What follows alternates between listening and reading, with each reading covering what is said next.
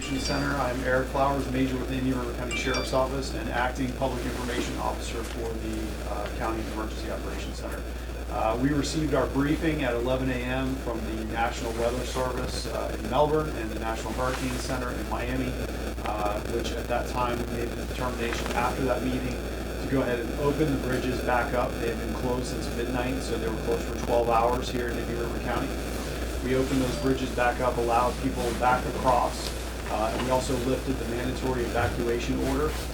Having said that, we still know that there are dangerous winds, that there are winds that are coming into Indian River County, and that we will continue to see until probably around 6 a.m. tomorrow, winds in our community.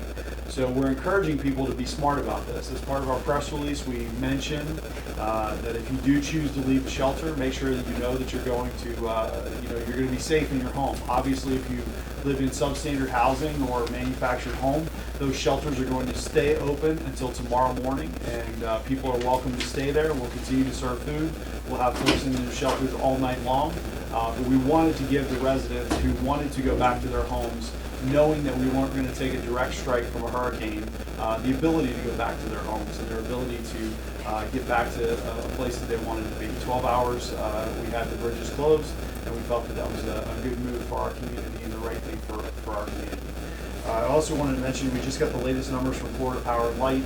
In Indian River County, there's approximately 289 people without power right now.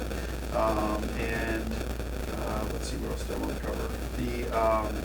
We have to thank our partners. Everybody who's been here has been wonderful, including Florida Power and Light. Comcast checked in with us a little while ago.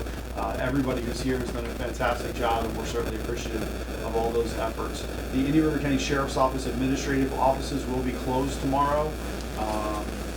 I believe County Administrator Jason Brown has some more info on closings.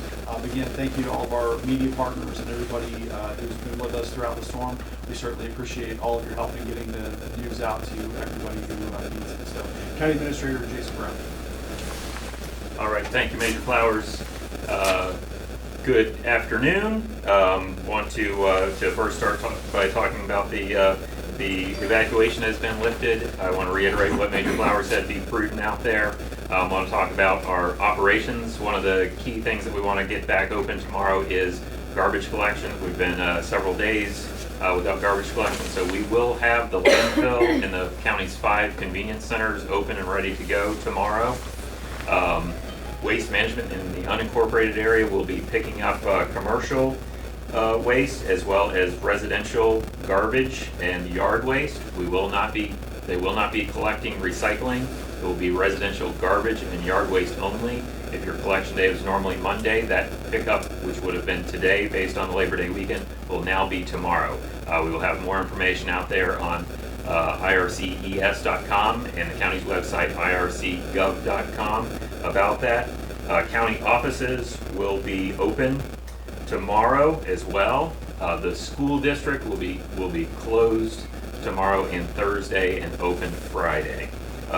Do want to mention our beaches. County beaches as well as City of Bureau beaches and beachfront parks will be closed tomorrow. They will be reopened Thursday. I want to thank all of our partners here. Thank you in the media for doing your job to keep the public informed. I want to thank the municipalities, the Florida Department of Emergency Management, FDEM, the governor. I think the support from the state, this event, this storm has been phenomenal. Couldn't ask for more cooperation from our local partners, from the municipalities to the school district to the health department, and all of our partners. Police, fire, rescue has been tremendous. I think everyone's done a tremendous job on this so far. Ask the folks to continue to be prudent. Don't go out there just because we've lifted an evacuation order. That doesn't mean drive around and go sightseeing. Stay close to home. Don't go out there, make unnecessary trips. We do expect tropical storm force winds throughout the evening. So be prudent, be safe. Don't do anything foolish. We've had a safe event so far. Let's keep it that way. Thank you. Any questions? What's the difference between the admin offices that are closed tomorrow and the public county offices that are open? The county offices are open tomorrow. There are various other governmental offices that will not be open. The health department will be closed tomorrow. Schools will be closed tomorrow and Thursday. They will reopen Friday, is my understanding. You can check our website, irces.com, for updated information on government office openings and closures. We are still finalizing that information from some of the other governmental entities. That will be updated as we go forward. Can I ask you about the Gus? Because you said, to be prudent and be smart. But is it safe to be out on the Berry Island, on the bridges with these Gus? Because people are going to be wondering. There's a lot of confusion out there. Is it safe? Yeah, I mean, we don't want people out driving around. We don't want people just out sightseeing. We know that there are going to be wind gusts that are strong in our area, but they're not going to be the type of gusts that we were potentially expecting as part of a hurricane. So we would just encourage people to take the rest of today, enjoy time with your family, and then tomorrow a lot of folks are going to be going back to work. Some businesses are even opening today. And certainly just be careful if you're out and about. We want people to be very careful and stay safe out there. But at the same time, when we issue the evacuation orders, we're doing that for the safety of our community. We want to make sure that everyone is safe. At the point where we release those orders, where we open the bridges back up, it's because we believe it is safe for them to travel. Is there a chance that gusts can come in? Sure, absolutely. There could still be down power lines. There could still be down trees overnight. We expect this to continue for several hours. The storm has moved so slowly. So you may see overnight some more people lose power. You may see other things happen. So if you are out and about or you do have to go to work, be careful when you're driving. There may be down trees or down power lines. Have there been any reports of any kind of emergency situations that you've needed to respond to? We've responded to regular calls for service, nothing out of the ordinary, nothing that we don't respond to on a weekly basis. Any flooding issues at all? Haven't had any reports of flooding? Have you had anything? There have been no significant flooding issues reported so far. Is there any expected that it could possibly happen later tonight? There is the potential for that. There will be rainfall. We will. We ask folks to pay attention to what's happening out there. We will update you based on the conditions that we see out there as well.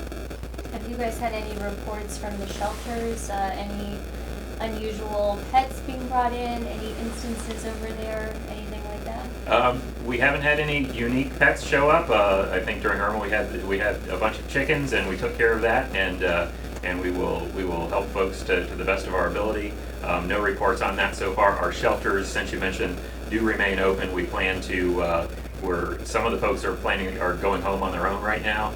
We will demobilize our shelters beginning tomorrow morning. They will be open throughout the night, so they are available out there. The So EOC while- being deactivated? We are currently at a level 2 activation with the EOC. And I do want to mention our Emergency Information Center, the phone number, which is 772-226-4000. Those lines will remain staffed tonight until 10 p.m.